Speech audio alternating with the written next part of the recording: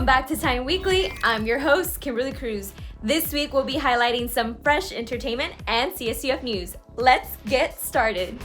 The biggest night for music was a hit. The 63rd Annual Grammy Awards brought all of our favorite musicians last Sunday. The show, hosted by Trevor Noah, kicked off with a performance by Harry Styles, who went on to win his first Grammy ever for his song Watermelon Sugar.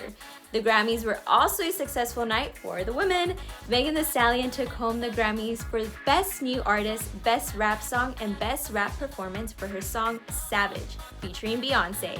Queen Bee herself won 4 awards, making her the record holder for most Grammys won by a female artist.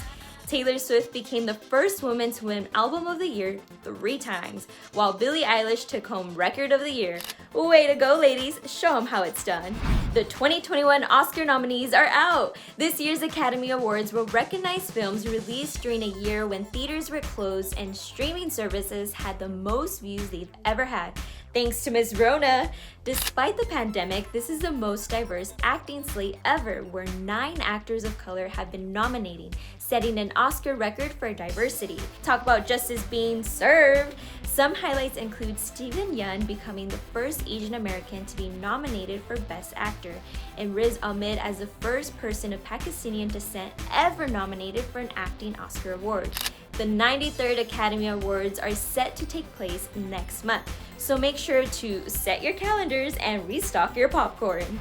Are you having WandaVision blues? Do you miss Friday nights at Westview? While we may not see Wanda again just yet, Disney has you covered with the new Marvel series, The Falcon and the Winter Soldier. Fan favorites Sam Wilson aka Falcon and Bucky Barnes aka the Winter Soldier respectively are forced to work as a pair against new and old threats. The 6-episode series premiered last Friday on Disney+, and I already have my popcorn ready for the next 5 weeks.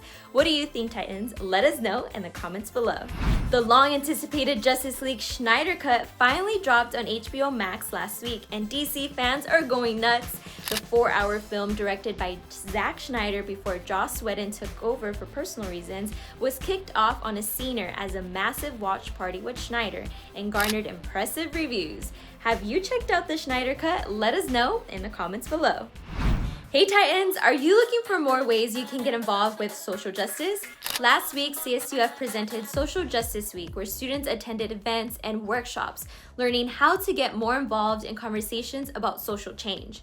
Members and guests of the CSUF community discussed topics surrounding prison abolition, anti-racism discussions, toxic masculinity, and a wide variety of other hard-hitting issues affecting people of color, women, and people with disabilities. If you want to be a better ally to marginalized people, CSUF is a great place to start. Well guys, that's all the time we have for today. Tune in next time for some more fresh entertainment and CSUF news. I'm Kimberly Cruz, and I'll catch you guys next week.